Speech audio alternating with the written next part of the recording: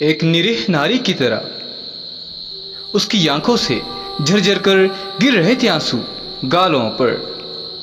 उस समय निश्चय ही वे आंसू पश्चाताप के थे, इसमें संदेह नहीं। कहने की आवश्यकता नहीं, उसी महीने शादी कर ली अपने प्रेमी के साथ शांभवी प्रिया ने। गुरु का दिया हुआ नाम और माता पिता का दिया हुआ नाम टांग दिया खूंटी पर उन्होंने, और उनके स्थान पर पति का दिया हुआ नाम रखा पुष्पा सिहोरिया। कहने की आवश्यकता नहीं, ऐसे और ऐसे कई मर्म स्पर्शी उदाहरण हैं मेरे पास। यदि उन सभी को लिपिबद्ध करना चाहूं तो एक बहुत मोटी पुस्तक तैयार हो जाएगी। मेरे पुस्तकों को पढ़कर तार्किकों के मन में तर्क उत्पन्न होता है। जो बेचारे अल्पज्ञ हैं उनके मन में उत्पन्न होता है अविश्वास और कौतूहल। जो पूर्ण रूप से भौतिकवादी हैं उनके मन में उत्पन्न होती है कल्पना, ऊंची कल्पना। और जो अध्यात्म प्राण के जिज्ञासु हैं वे अपनी आत्मतुष्टि के लिए यह जानने के इच्छुक हैं कि मैंने अपने आध्यात्मिक जीवन में इतनी शीघ्र सफलता कैसे प्राप्त कर ली। बहुत से ऐसे कार्य हैं जिनको पूर्ण करने में कई जन्म लेने पड़ सकते हैं, लेकिन आपने उन्हें अपने एक ही जन्म में कैसे कर लिया पूर्ण। असंभव सा लगता है। इस संबंध में मेरा एकमात्र उत्तर है, इस संसार में कुछ भी असंभव नहीं है, सब कुछ संभव है बंधु, सब संभव है। इस संसार में यदि कोई अति मूल्यवान और अति महत्वपूर्ण वस्तु है तो वह है समय। समय के संबंध में भगवान श्री कृष्ण ने कहा है, काल यानी समय मैं क्षण हूँ। आपको जीने के लिए केवल एक क्षण प्राप्त होता है, और जब आप एक क्षण जी लेते हैं तो आपको जीने के लिए प्राप्त होता है दूसरा क्षण। अपने जीवन में प्रत्येक क्षण का मूल्य और महत्व समझा है मैंने, और उस क्षण में पूर्ण रूप से जिया भी है मैंने। अध्यात्म ही नहीं, जीवन के अन्य क्षेत्रों में भी मेरी सफलता का एकमात्र यही रहस्य है। अब रही साधना उपासना की बात, उपासनाएं तो जितने देवी देवता उतनी ही उपासनाएं, लेकिन जहां प्रश्न साधना का है वह दो ही हैं, योग साधना और तंत्र साधना। इन दोनों का आविर्भाव वेदों से हुआ है।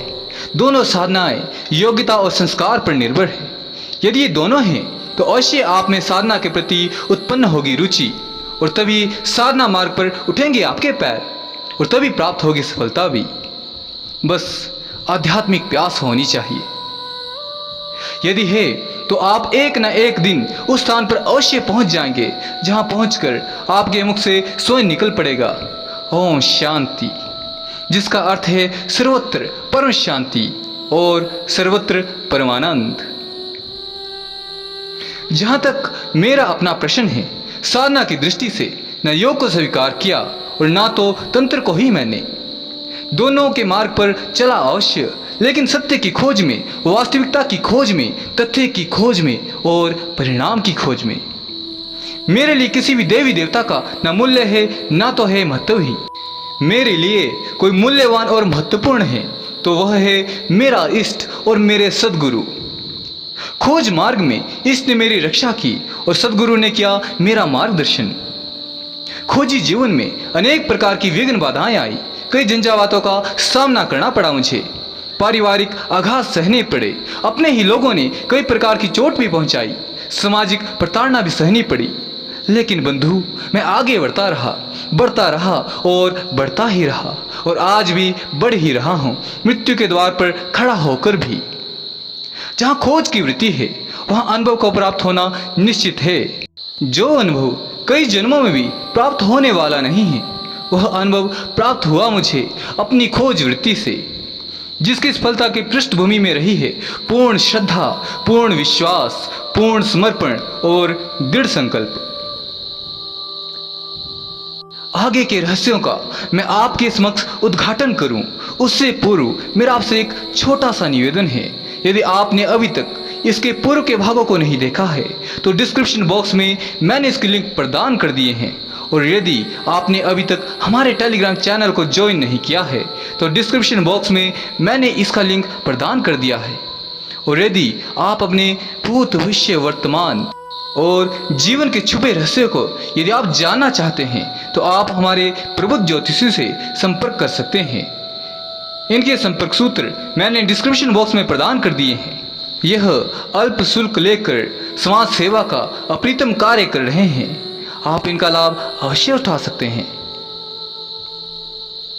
प्रायः लोग उत्सुकतावश पूछते हैं, आपकी पुस्तकों को पढ़ने से ऐसा लगता है कि आपकी आयु बहुत अधिक होगी, सिद्धियां भी होगी आपके पास। आपकी लेखन शैली मन को मोह लेती है, प्रस्तुतिकरण आत्मा को छू लेता है जैसे। काल का प्रवाह अनंत है। मैं हर युग में रहा हूँ। मेरा अस्तित्व किसी न किसी रूप में हर समय में और हर अवस्था में रहा है। इसलिए आयु का लेखा जोखा मेरे लिए नगण्य है, कोई महत्व नहीं रखता। मृत्यु मेरे लिए बस एक प्राकृतिक घटना है। वह मेरे शरीर को बदल देगी, लेकिन मुझे और मेरे अस्तित्व को नहीं। लेखन शैली और प्रस्तुतिकरण के संबंध में बस इतना ही कहना प्राप्त है कि मैं शब्द नहीं लिखता हूँ, अपना स्वयं का अनुभव लिखता हूँ। मेरे जीवन का हर क्षण अनुभव से गुजरता है। मेरे जीवन का हर क्षण अनुभव है, हर क्षण मूल्यवान है। हर क्षण को कर्म में नियोजित करता हूँ। मेरी खोज अस्तित्ववादी खोज है और मेरी खोज दृष्टि में मृत्यु क्या है, जीवन क्या है, आत्मा क्या है, परमात्मा क्या है, मोक्ष क्या है, मुक्ति क्या है, पाप पुण्य क्या है, ये सब दार्शनिक चिंतन का विषय नहीं, मनन का विषय नहीं, अनुभव का विषय है। जो लोग इन विषयों पर विचार करते हैं, चिंतन मनन करते हैं, पुस्तकें लिखते हैं और देते हैं प्रवचन, वे सब व्यर्थ है। उनका कोई मूल्य और कोई महत्व नहीं, उनका फल भी कोई नहीं और परिणाम भी कुछ भी नहीं और ना तो लाभ भी। जो लोग इन विषयों पर विचार करते हैं तो वे करते रहें, जन्म जन्मांतर तक करते रहेंगे। कोई भी और कुछ भी ज्ञान प्राप्त होने वाला नहीं। जन्म मृत्यु, पूर्व जन्म, मुक्ति मोक्ष आदि सब सदैव के लिए शब्द ही बने रहेंगे।